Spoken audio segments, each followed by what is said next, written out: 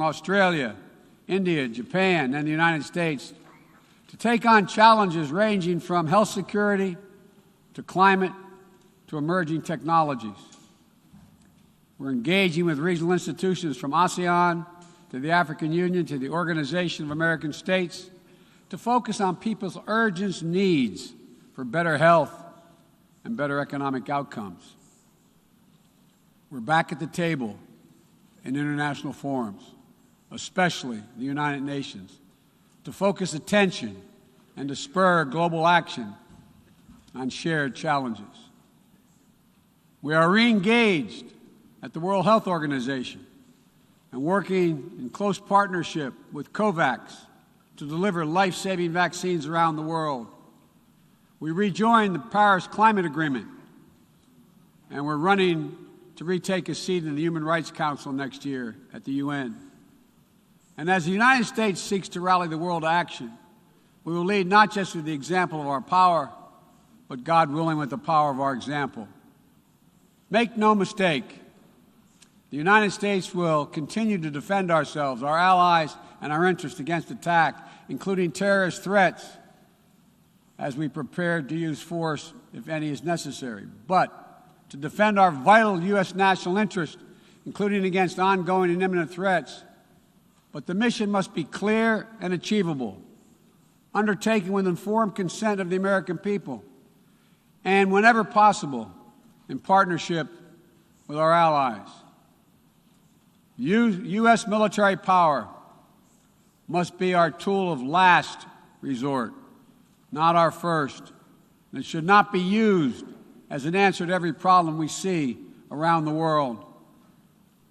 Indeed, today, many of our greatest concerns cannot be solved or even addressed through the force of arms. Bombs and bullets cannot defend against COVID-19 or its future variants. To fight this pandemic, we need a collective act of science and political will. We need to act now to get shots in arms as fast as possible and expand access to oxygen, tests, treatments to save lives around the world.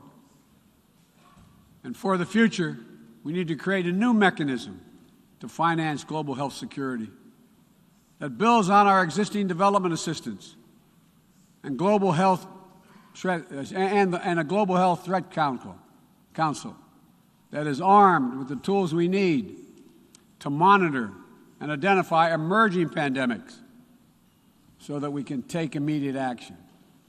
Already, the United States has put more than $15 billion toward the global COVID response. We've shipped more than 160 million doses of COVID-19 vaccine to other countries. This includes 130 million doses from our own supply and the first tranches of 500 million doses of Pfizer vaccine we purchased to donate through COVAX.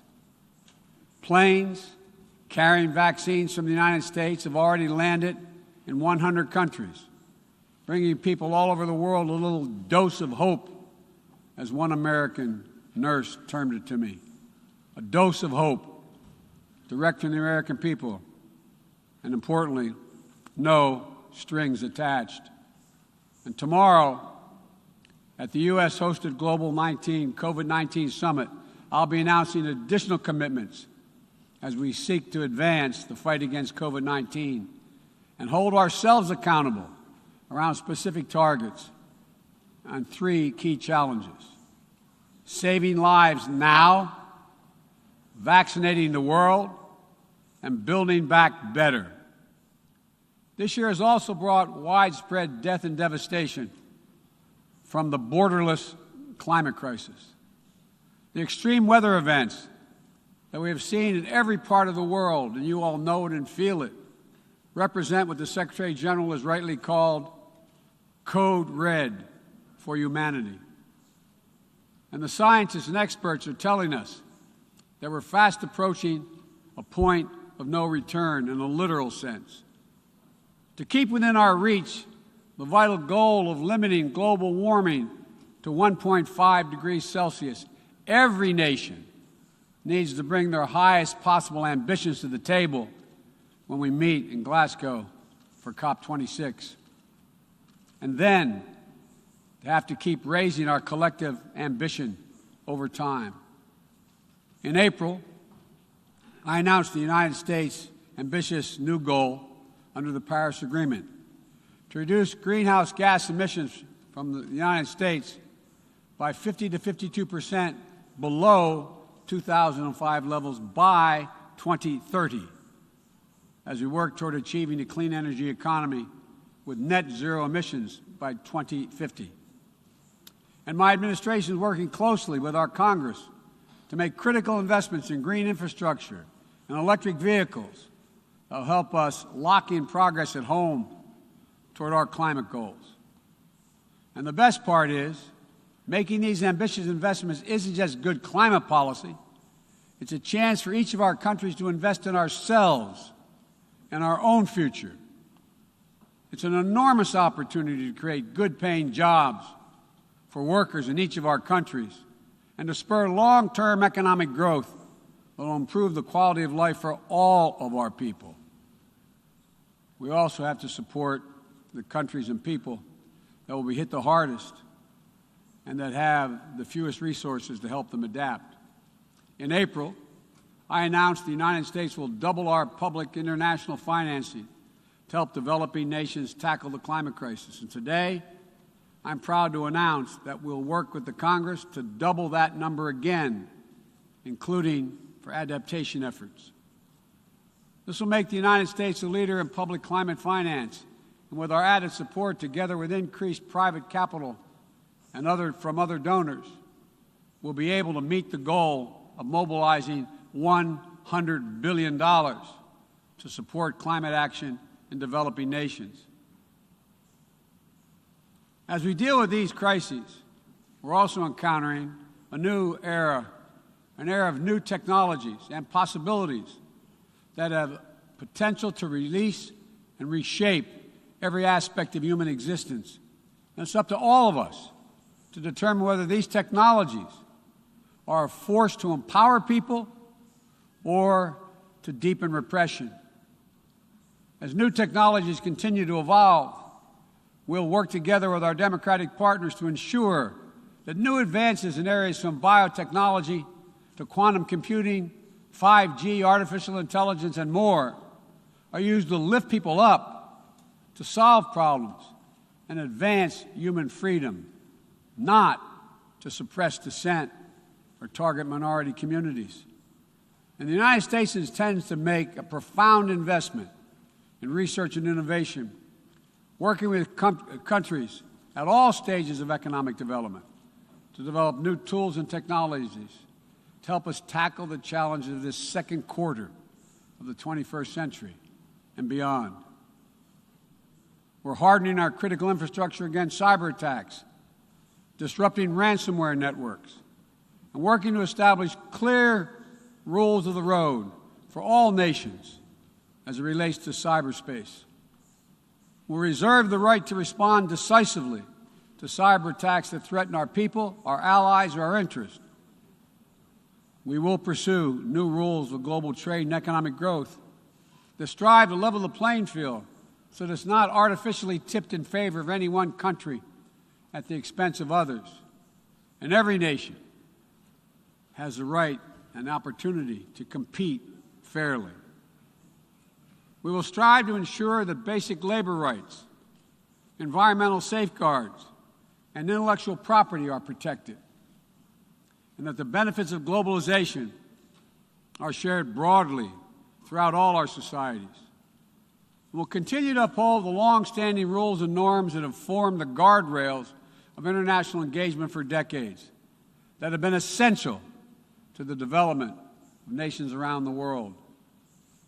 Bedrock commitments like freedom of navigation, adherence to international laws and treaties, support for arms control measures that reduce the risk and enhance transparency.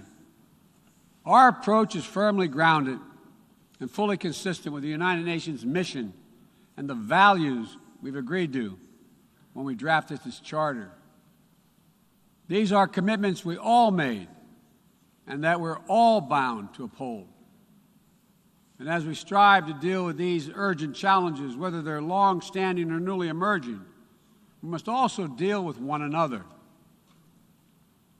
All of the major powers of the world have a duty, in my view, to carefully manage their relationships so they do not tip from responsible competition to conflict.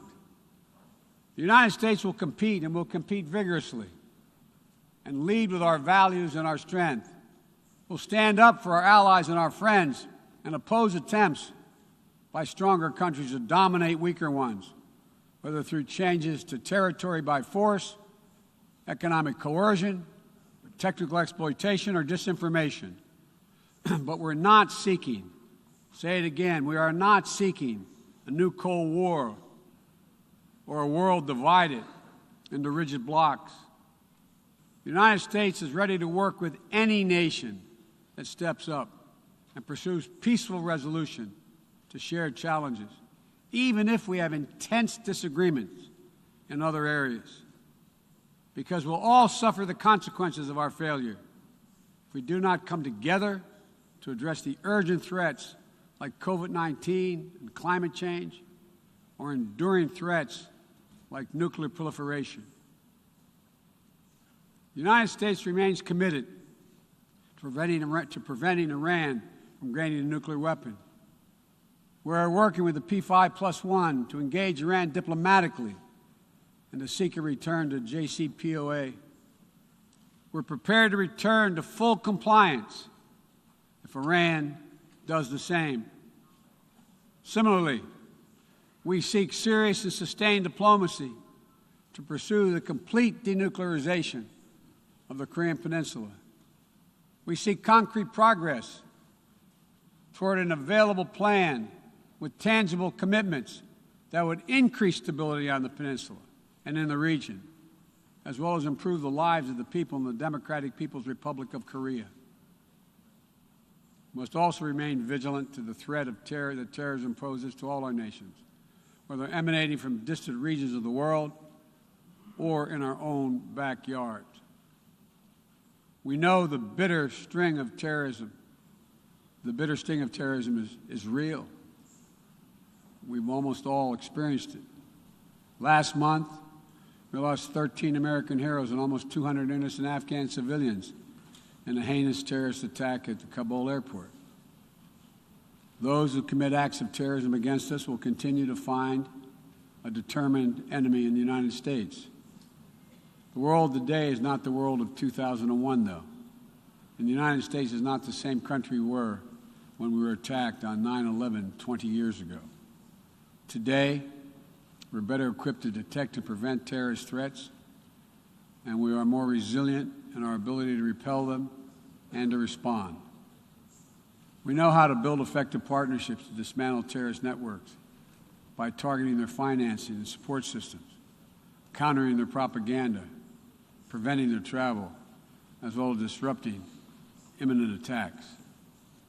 We'll meet terrorist threats that arise today and in the future with a full range of tools available to us, including working in cooperation with local partners so that we need not be so reliant on large-scale military deployments. One of the most important ways we can effectively enhance security and reduce violence is by seeking to improve the lives of the people all over the world who see that their governments are not serving their needs. Corruption fuels inequality, siphons off a nation's resources, spreads across borders, and generates human suffering. Is nothing less than a national security threat in the 21st century. Around the world, we're increasingly seeing citizens demonstrate their discontent, seeing the wealthy and well-connected grow richer and richer, taking payoffs and bribes, operating above the law, while the vast majority of the people struggle to find a job or put food on the table, or to get their businesses off the ground, or simply send their children to school. People have taken to the streets in every region to demand that their governments address people's basic needs, give everyone a fair shot to succeed, and protect their God-given rights. And in that chorus of voices across languages and continents, we hear a common cry, a cry for dignity, simple dignity. As leaders, it's our duty to answer that call, not to silence it. The United States is committed to using our resources and our international platform to support these voices, listen to them, partner with them to find ways to respond that advance human dignity around the world. For example, there's an enormous need for infrastructure in developing countries. But infrastructure that is low quality or that feeds corruption or exacerbates environmental degradation may only end up contributing to greater challenges for countries over time. Done the right way, however, with transparent, sustainable investment in projects that respond to the country's needs and engage their local workers to maintain high labor and environmental standards, infrastructure can be a strong foundation that allows societies in low and middle-income countries to grow and to prosper. That's the idea behind the Build Back Better world. And together with the private sector and our G7 partners, we aim to mobilize hundreds of billions of dollars in infrastructure investment. We will also continue to be the world's largest contributor to humanitarian assistance, bringing food, water, shelter, emergency health care, and other vital life-saving aid to millions of people in need. When the earthquake strikes, the typhoon rages, or disaster anywhere in the world, the United States shows up. We'll be ready to help. And at a time when nearly 1 in 3 people globally do not have access to adequate food just last year, the United States is committing to rallying our partners to address immediate malnutrition and to ensure that we can sustainably feed the world for the decades to come. To that end, the United States is making a $10 billion commitment to end hunger and invest in food systems at home and abroad. Since 2000, the United States government has provided more than $140 billion to advance health and strengthen health systems, and we will continue our leadership to drive these vital investments to make people's lives better every single day. Just give them a little breathing room. And as we strive to make lives better, we must work with renewed purpose to end the conflicts that are driving so much pain and hurt around the world. We must redouble our diplomacy and commit to political negotiations, not violence, as a tool of first resort. To manage tensions around the world, we must seek a future of greater peace and security for all people of the Middle East. The commitment of the United States to Israel's security is without question, and our support for an independent Jewish state is unequivocal. But I continue to believe that a two-state solution is the best way to ensure Israel's future as a Jewish democratic state, living in peace alongside a viable, sovereign, and democratic Palestinian state. We're a long way from that goal at this moment, but we must never allow ourselves to give up on the possibility of progress. We cannot give up on solving raging civil conflicts, including in Ethiopia and Yemen, where fighting between warring parties is driving famine, horrific violence, human rights violations against civilians, including the unconscionable use of rape as a weapon of war. We'll continue to work with the international community to press for peace and bring an end to this suffering. As we pursue diplomacy across the board, the United States will champion the democratic values that go to the very heart of who we are as a nation and a people: freedom, equality, opportunity, and a belief in the universal rights of all people.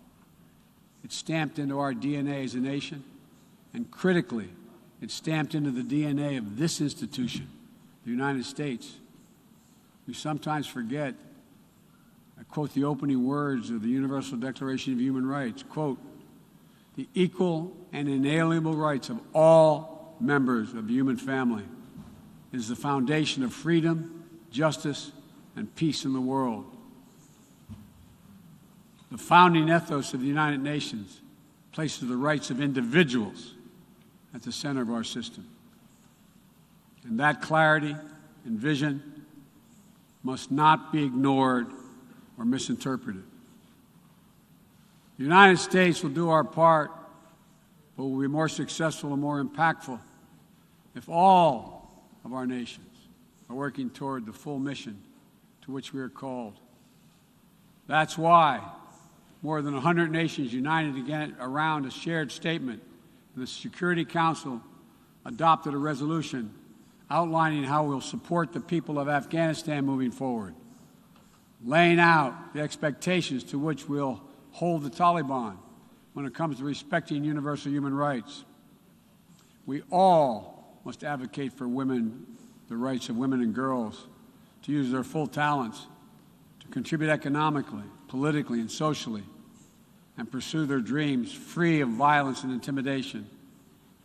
From Central America to the Middle East to Africa to Afghanistan, wherever it appears in the world.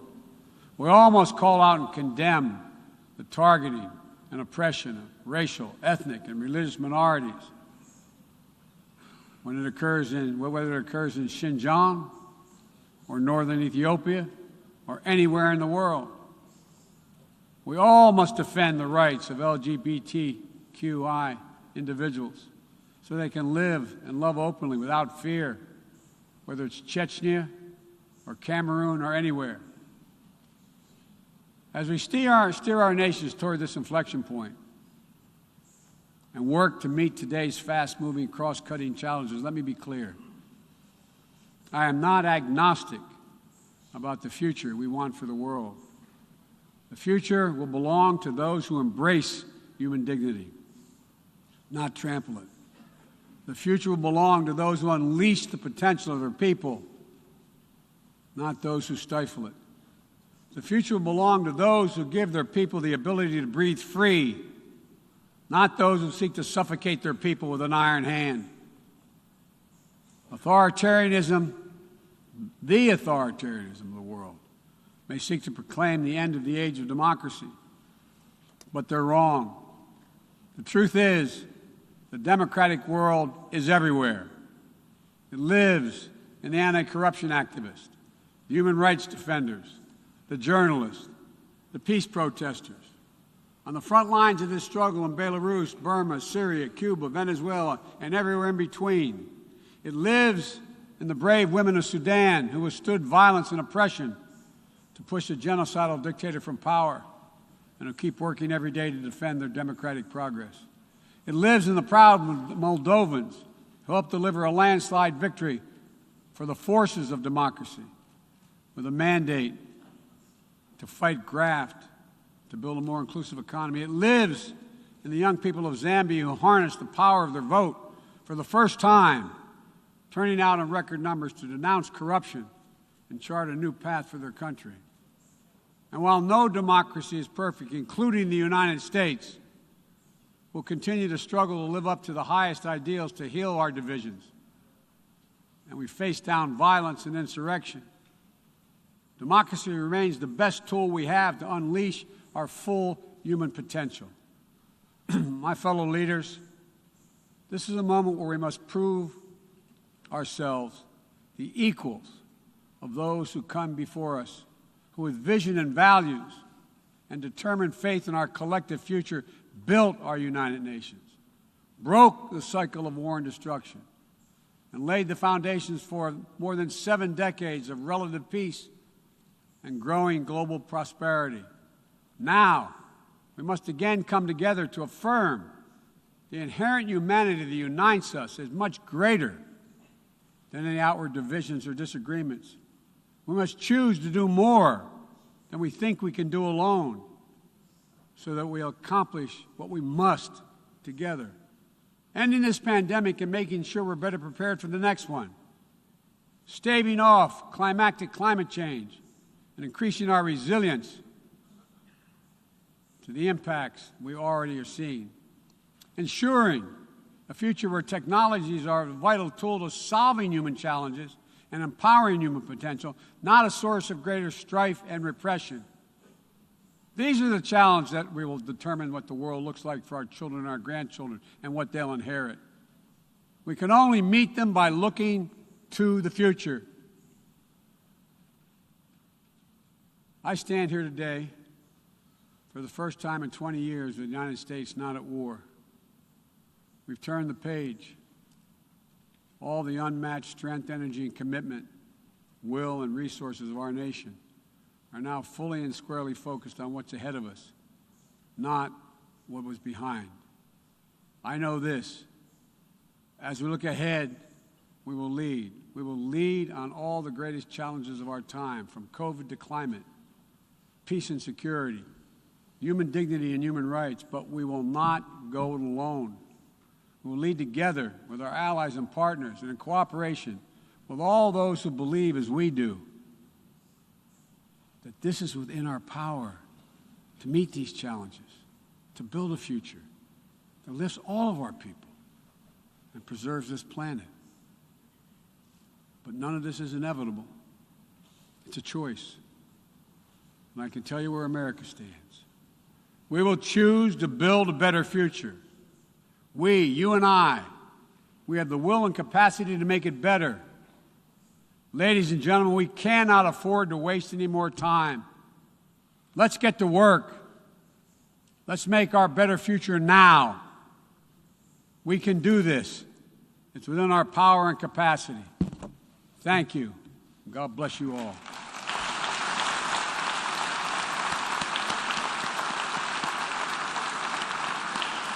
On behalf of the General Assembly, I wish to thank the President of the United States of America for the statement just made, and I request protocol to escort His Excellency.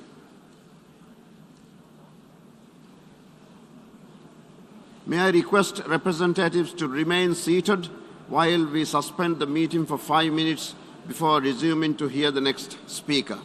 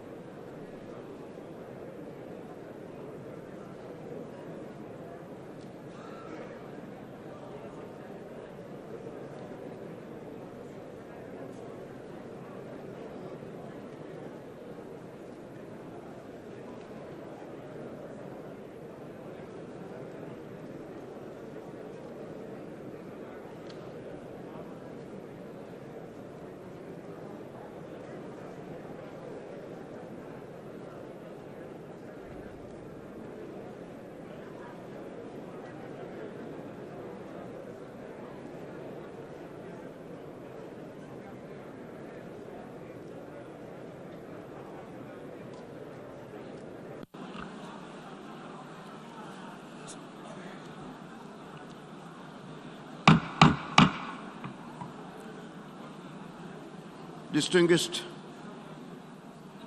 representatives, please take your seat.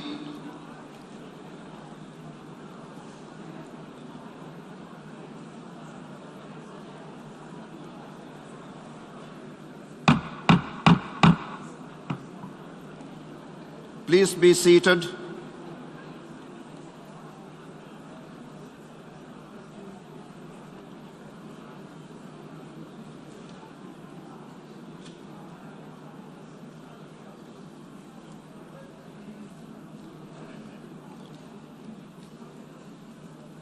The meeting is resumed.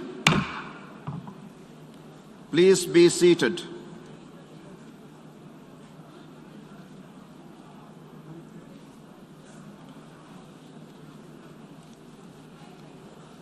The Assembly will hear an address by His Excellency Ibrahim Muhammad Salih, President of the Republic of Maldives. Dem Mijalsaga Wahak Dakwani, Divirajyaga Izzati Raisul Jamhuriya Ibrahim Muhammad Salih. I request protocol to escort His Excellency.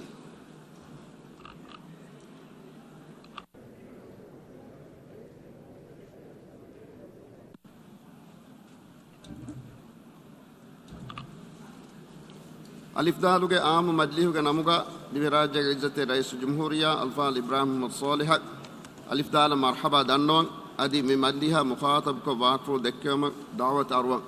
On behalf of the General Assembly, I have the honor to welcome to the United Nations His Excellency Ibrahim Muhammad Salih, President of the Republic of Maldives, and to invite him to address the Assembly. Bismillahirrahmanirrahim. Izzati الرئيس Secretary General Wadayanti Bey Izzatirin Assalamu alaikum. Alif Dalge Haidiha Havana Aam Majlihuge Riyasat Kamyab Kurevi Dihrajye Foreign Minister Abdul Shahid.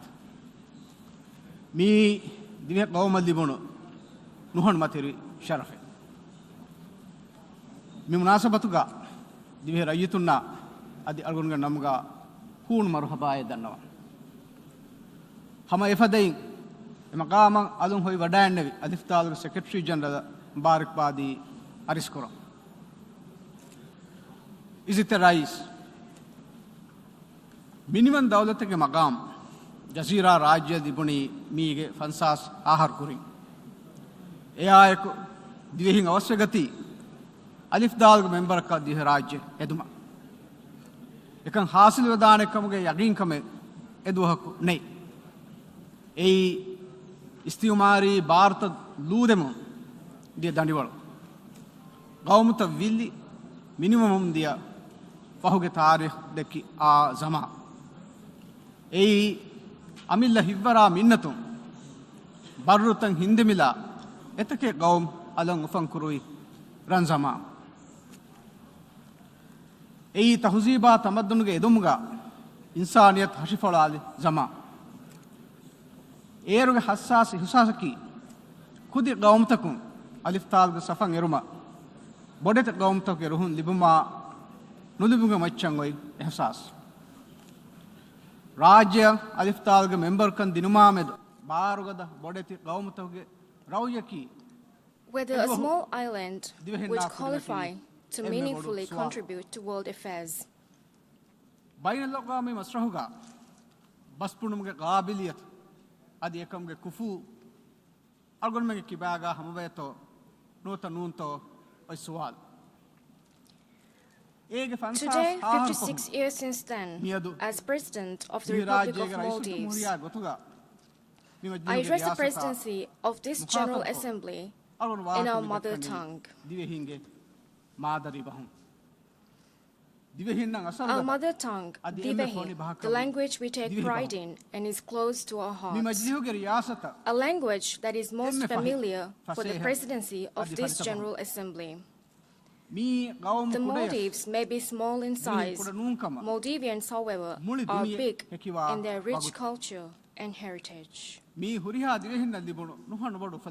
This is indeed a great honor for our nation. Mr. President, it is highly appropriate that your tenure at the helm of this great assembly is entitled the Presidency of Hope. Because for certain, hope is a highly desirable commodity in these difficult times.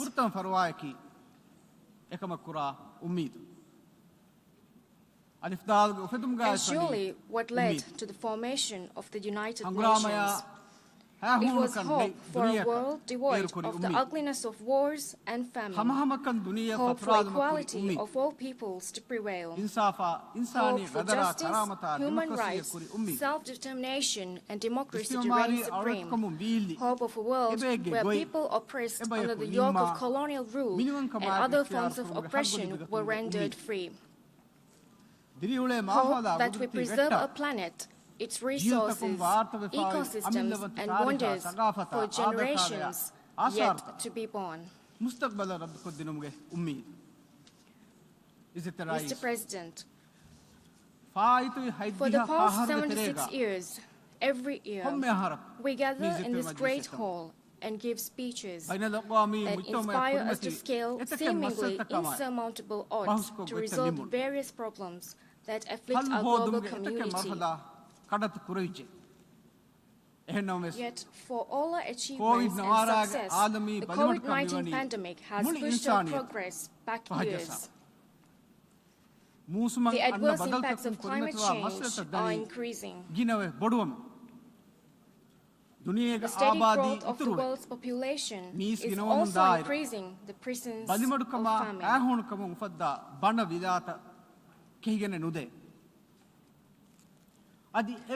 And the menace of terrorism remains one of the biggest challenges we face today. This is an ever-present blemish on our common humanity. Which is why my first and foremost duty this morning would be to call on the world community to give a hope resoluteness by backing them up with effort.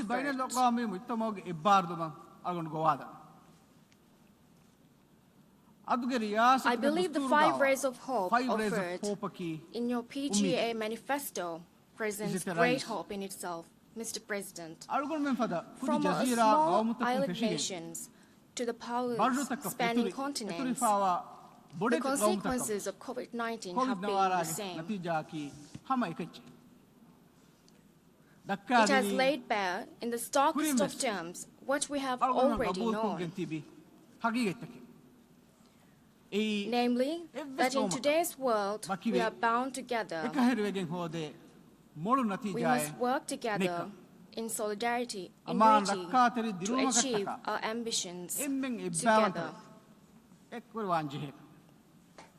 Mr. President, for the Maldives, as was the case the world over, the COVID-19 pandemic was a challenge without precedent. Our economy relies on welcoming tourists to these shores. We import nearly everything from food to medicine to the materials we build our shelters with. Having shut down our borders, we were faced with catastrophic outcomes. Tourists stopped arriving, foreign currency receipts dropped, businesses went under. The lockdown hindered social well-being. It set back years of schooling for our beloved children. Our task at hand back then was to determine the best course of action. The decision to close our borders was neither desired nor welcome. Left without choice, we had to close our borders. We acquired all the resources required to upgrade our healthcare system from scratch. At the time, a vaccine was a distant dream. Throughout this flight, we firmly abided by strict standards. We successfully managed the pandemic by determinedly following the instructions set by our healthcare professionals. Employees, agencies, and volunteers willingly lined up. Food, medical supplies, and other necessities were stocked up. As a result, we were able to tackle the pandemic.